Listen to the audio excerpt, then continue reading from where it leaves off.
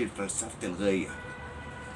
اجرد قريب واخبط بعيد، واخبط قريب واخبط عالي واخبط واطي، ويضرب لك حمى عشان تضرب حماه، وافشل عشان تنجح، واخسر عشان تكسب.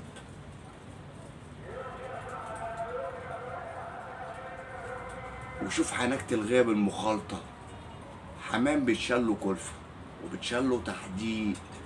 حمام من غير جرد ومن غير مناكفة ومن غير بعيد ومن غير جرد قريب ومن غير جرد بعيد وعالي وواطي. مفيش حمام، مفيش نتيجة. ملهاش لازمة الغية، ملهاش نتيجة. نشيش من غير لما يطور نفسي فكره. مفيش علام. السلام عليكم ورحمة الله وبركاته. من قناة حسين خطيب الشورى حسين البو. أجدع مسا عليكم اخواتي وحبايبي في الهواية.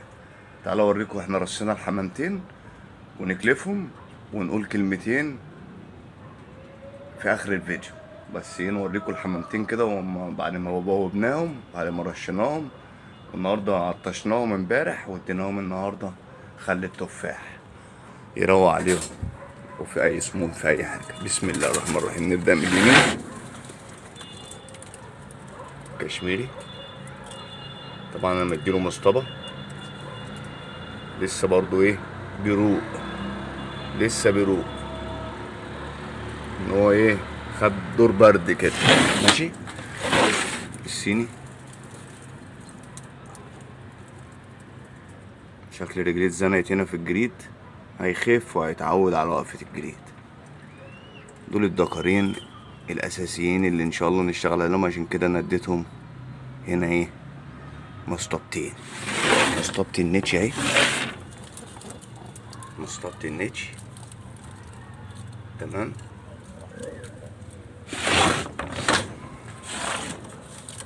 سؤال ده يعمل نقش اهو، يعمل نقش. الشخشول الاحمر، عقرب الشخشول ده. اوه الاسود حجرية.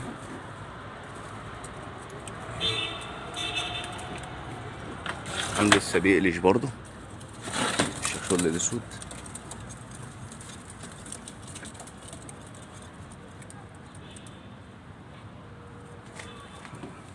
الصلاة على النبي على الجمال. عقربة ده برضه فرد تحضين. انتهته الزرقاء اللي في المصطبة.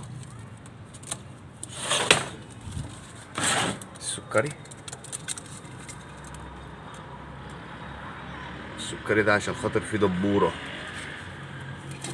زرقاء كده، ممكن يتقال عليها علبة حرير.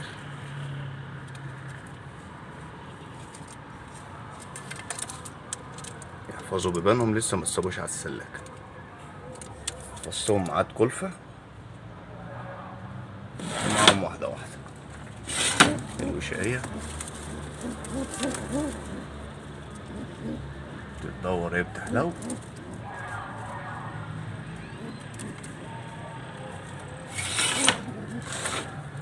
الاسترالية ام كسع وحبايك. وعلى فكرة يا جماعة، احمال الغزار دي اكيد 80% ان اخواتها دبورة خضرا. يعني اخواتها دول مزرزرات او برقبات خضر ويعملوا مزرزرات.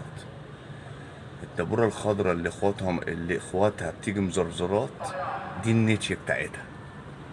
دي النتش اللي بتيجي بكسح وحبايك في الحمام اللي هو الغزار. لما تشوف نتاية كده بكسحة وحبايب فيها الضبابير الخضرا ديت، اعرف اللي اخواتها مزرزرات، فالنتاية بتاعتهم بتيجي باللون ده. تمام. دلوقتي هنكلفهم غنة الحمام وهو بيكلف.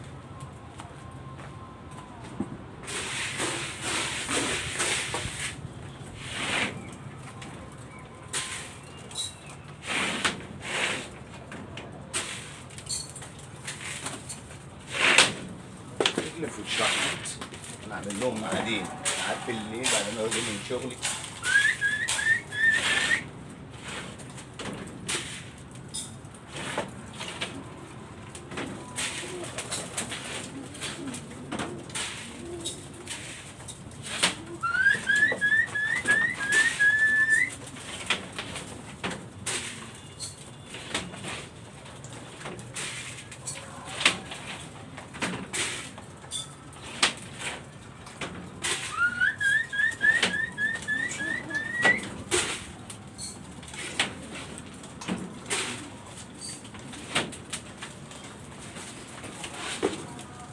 احب اسمع ايه الرنة، احب اسمع رنة الحمام وهو بيكلف، السين اهو بيكلف، كشمير اهو بيكلف، شخشول اللي بيكلف، الشخشول الاسود بيكلف، السكري بيكلف، مسوب بيكلف، فرد الطحين اهو بيكلف، الوشاية هي بتكلف، والاسترالية هي بتكلف، وانا عارف اللي الشاب النقش هو والحجرية بينزلوا اخر الحمام. دلوقتي احنا هنركز على الدبورة، دبورة وريش، مش دعوة بالتكوين. عايزين نرجع بقى نعمل سلالة احنا دبورة، كله في الاول والاخر ده توفيق بتاع ربنا سبحانه وتعالى، لكن احنا هنعمل اللي علينا، مش هنركب تكوين، هنركب دبورة، هنركز على الدبورة. الدبورة الخضراء نحاول نقرب لها الدبورة الخضراء، الدبورة الصفراء نحاول نقرب لها الدبورة الصفراء. ناقصنا نتيتين سكاكر، او واحدة برابة صفراء وواحدة سكرية، ان شاء الله ربنا يكرمنا ونجيبها. الكلمتين دول للشباب الصاعدين في غاية النش. انت اتعلمت تربي ازاي الطريحة، اتعلمت تلم ازاي الطريحة، اتعلمت تجرد ازاي الطريحة، اتعلمت تنخل ازاي الطريحة، اتعلمت تبوب الحمام ازاي وامتى، اتعلمت تشمس، واتعلمت ترمي. دي سلمة، ما وقفتش الغاية لحد هنا، انت هنا دي اساسيات الغاية، فلسفة الغاية وحنكة الغاية. العلم معاك موجود في الحمام، شيل فلسفة الغاية، اجرد قريب واخبط بعيد، واخبط قريب واخبط عالي، واخبط واطي، ويضرب لك حمام عشان تضرب حمام، وافشل عشان تنجح، واخسر عشان تكسب.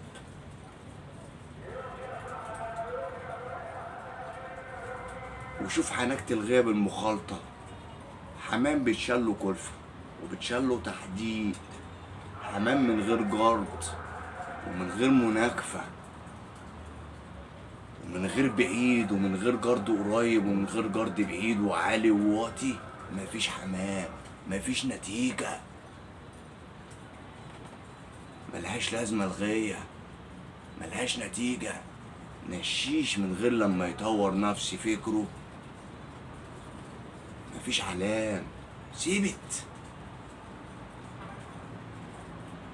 احنا من ناشد زي ما قلتوا للناس، طوروا الحمام وطور من نفسك، واغوى غزار لازم تقول لهم ثقف نفسك في غاية النش، وطور من فكرك في غاية النش، والحمام عندك. انت رايح الزغاليل اللي انت بتعملها هي دي العلم، هي دي اللي جواها جردك، هو ده فلسفة الغاية.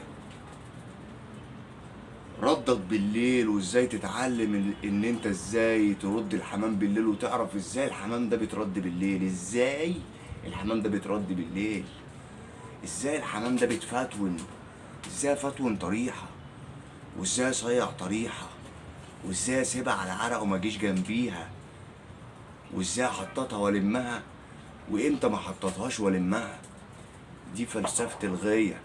ازاي حمامتين ماشيين على وش البيوت ازاي ترفعهم، حمامتين ازاي بيقطعوا حلو ازاي تخليهم يقطعوا حلو، حمامتين بيقطعوا عيش ازاي تخليهم يقطعوا حلو، ازاي تقطع وتردد في كلمة وتردد على المجال، ازاي تخلي التانية تروح لمكان الأولى، ولو في تانية تاني وراها تروح برضو ايه للأولى، وازاي الأولى ما تقعش على الغاية وانت بتدي التانية، وازاي الأولى والتانية في المجال، ولما تيجي تدي تانية تاني اللي ما يجوش برضو يقعوا. ازاي تصنف الحمام، وازاي تفهم الحمام اللي انت غاويه. هي القصة مش اللي انا رصيت شوية بلق وشوية صوافة وشوية الوانات يبقى انا كده ركبت الغاية. حلو مش وحش، بس الوحش اللي انت ما تطورش فكرك وما تثقفش فكرك في غاية النش. احنا كده برضو ما بنروحش قدام. ما انا خايف متهدد ارمي، برميهم باب، غويهم باب، برميهم رمي خوف. كل ده تقصير على المنطقة كلها، كل ده تأثير على المنطقة كلها. خضار زي بيت الغية ما فيهاش حلو كله، ما فيهاش وحش كله. دي جنود كلها محطوطة، أبلق زي صافي زي استرالي زي كشك زي شامي، على حسب ما اخترت وبوبت بترمي. بيتعاملوا كلهم معاملة واحدة. حادثات النش وحادثات الجرد هي اللي فيها العلم. لما يتدرب لك حمامة تسأل نفسك، ودي نتيجة الأب والأم اللي انت لقيتهم. لما فرد يتدرب والتاني كان متربي معاه ما يتدربش، تعرف ان الأب والأم التانيين كانوا صح واختيارك فيهم كان صح. فمن غير جرد ومن غير مخالطة ومن غير مناكفة، انت تاخد وتقطع وتروح وتيجي، تروح لده وتيجي من ده، وتنزل حامي الدورة وتطلعه تاني من الدورة وتردده تاني. هي دي النتيجة، نتيجة الأب والأم ونتيجة تعبك في غاية الحمام. شيل تحديق، اشتري كلفة، لم زبل، اخدم على الحمام. دي النتيجة، غير كده مفيش نتيجة في غاية الحمام. عشان حتى الغاية تطلع، أنا في بداية الكلام بقولك النشيش يطور من الحمام ويحسن على قد ما يقدر على حسب مقدرته في الحمام. على حسب مقدرته هو يقدر ياخد خطوة ايه في الحمام. وقبل ده فكره، الغاية ما اتعلقتش على الألوانات والحمام الكويس. ده ممكن واحد عامل حبة بيت بنش أحلى من واحد عامل حبة غزار، عشان مش فاهم أصلا الغزار. هو سمع فدخل رب حبة تلاوين بس خايف عليهم. وفي العكس، واحد بربى حبة بيض ومش عارف يسوقهم، واحد تاني عامل حبة غزار فاهمهم صوافات وبلق وكذا وكذا، بس عارف ازاي يطهرهم وعارف ازاي يرميهم ضلمة. فياريت ياريت نثقف، طور من فكرك. انت فكرك اصلا قابل للتطوير. الحمام اصلا ذات نفسه بيفرض عليك انت المعلومة، وفي ناس كويسة بتقول المعلومة. خد وجمع عشان تطلع قدام. سيبك من السلبي، حتى الفيديو ده لو في اي حتة سلبية سيبك منها، خد الايجابي ومالكش دعوة بالسلبي. مش عايزين في نش، نطور بقى. اعرف اللي الاولى دي تخش تلزق في المجال، اعرف اللي الاولى دي ما تقعش من المجال، اعرف اللي الاولى دي ما تطليش 10 دقايق في المجال وتيجي تقع لي. لا، كفي كفي وابسط الناس لحد الليل واخره. والحمام ما يقولش اي، ما يقولش انا تعبت، ما يجيش يقع لك فردين ثلاثه، واللي يقع ينزل من غيه بعد خدمته بعد الصح. فما تفتكرش اللي الغيه انا ربيت، عرفت ازاي اربي، عرفت ازاي اربي، عرفت ازاي اجرد، عرفت ازاي ابوب، حفظت ميعاد، حطيت رايه، خلصت الغيه. لا، ما خلصتش الغيه. الغيه عمرها ما تخلص، عشان الغيه اصلا زي ما ليها نقاط قوه زي ما ليها نقاط ضعف. نقاط الضعف انت لو فكرك مش متطور، مش بتطور من نفسك ومش بتثقف من نفسك، هتفضل غيتك معلوله وما تعجبش حد. نشك لو وحش ما يعجبش حد، لكن لو نشك حلو في غيابك هيقولك لا.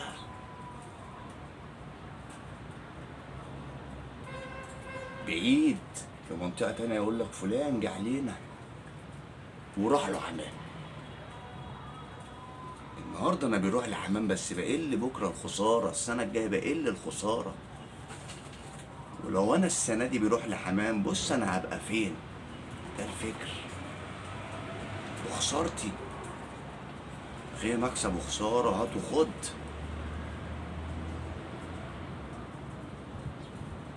لكن اعمل حمامتين واقفين فوق دماغي واسمهم الوانات. طب عملوا ايه الالوانات؟ او حمامتين بيض واقفين فوق دماغي، عملوا ايه البيض؟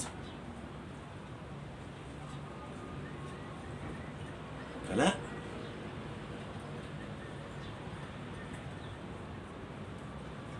حسن من الحمام طلبته كده، حسن من الفكر، طور من نفسك، طور من فكرك، ثقف نفسك. مش عايز تثقف نفسك وغايتك استثماري؟ بتربي الحمامتين يعلوا كده ويحطوا، في الاخر بتبيعهم.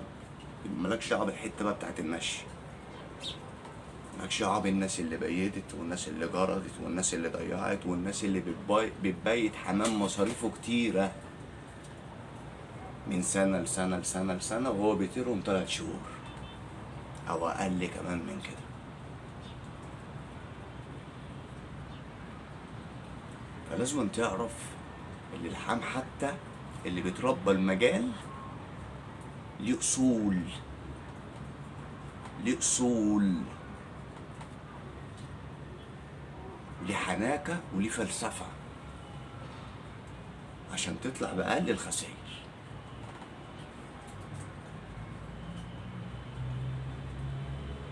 لكن عامل حمامتين يا جدع، شوف الجمال، جرب كده. انت عملت كده، طب جرب كده هتبقى احسن. جرب، جرب، شوف العلم، جرب تخالط وتقطع وتقطع قلب الحمام وتشوف اللي بيقع لك، اللي كنت انت مخدوع فيه بعد ما قطعت قلب الحمام.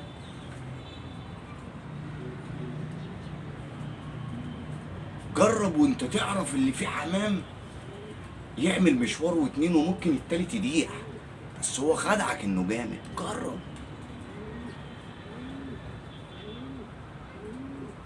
جرب وانت تعرف وتشوف، عشان حتى يا جدع لما تيجي تكلف القص وتخدم على القص ما تبقاش تايه فيهم، ما تبقاش عارف مين الصح ومين الغلط.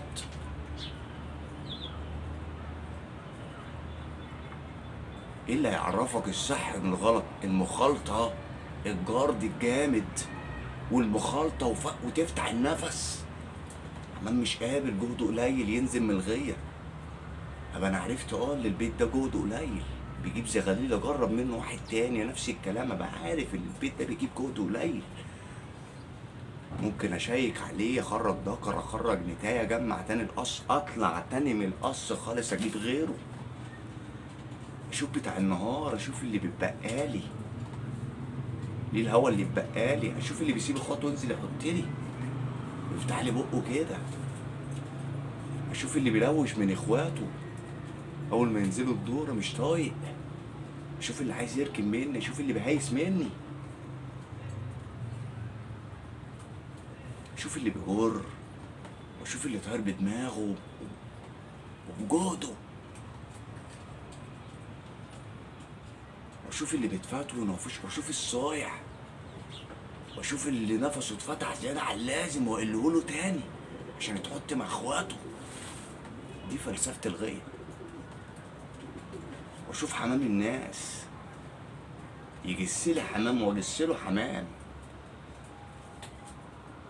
اضرب له ويضرب لي عشان نفهم الحمام، عشان حتى لما نيجي نروح مشوار بره ولا ارميه في منطقه تانية بره نبقى مخلصين على الحمام جوه، لما نروح بره تبقى خسارتنا قليله.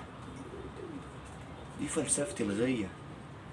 الغيه مليانه، بس انت خش بقى، خش.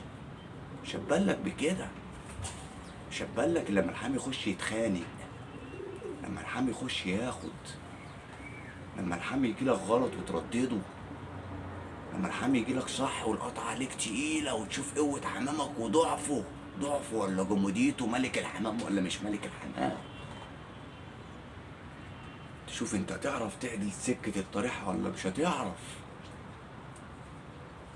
تشوف الحمام ده بيترد بالليل ازاي، وتتعلم ازاي ترد حمام بالليل. وتشوف لما ترد حمام بالليل بيوت هتقع منك، وتشار هيضيع منك، وهيتضرب منك. دي فلسفة الغاية عشان تصفي الغاية. ما تطلعش من موسم نش إلا لما تكون مموت الحمام، عشان مفيش فرد يبيت كده ببلاش، عشان ليه تمن، ليه مصاريف، ليه باب واقف فيه، ليه مسقة بتتغسله، ليه تحديق بيتحطله، ليه رش بيترشه. فافهم ويعرف ان الجدعنة بالجدعنة. هتتجدعن مع الحمام، الحمام هيتجدعن معاك. هتضعف الحمام، الحمام هيضعف معاك. وانت وقفت، ربطت فكرك وقفت على كده.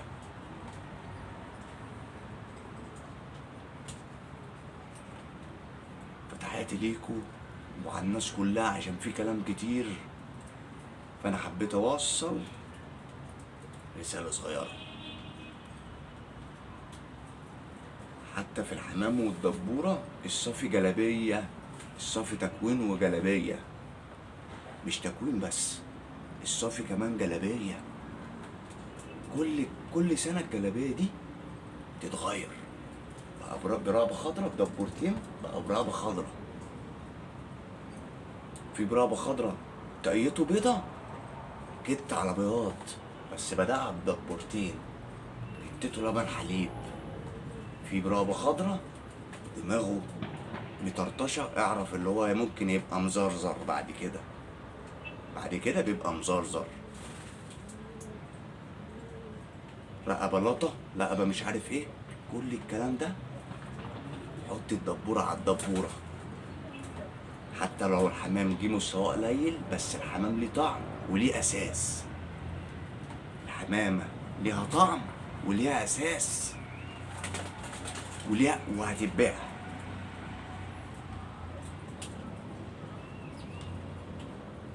فده رأيي، وانا هشتغل كده مع حمامي، وبعمل ان شاء الله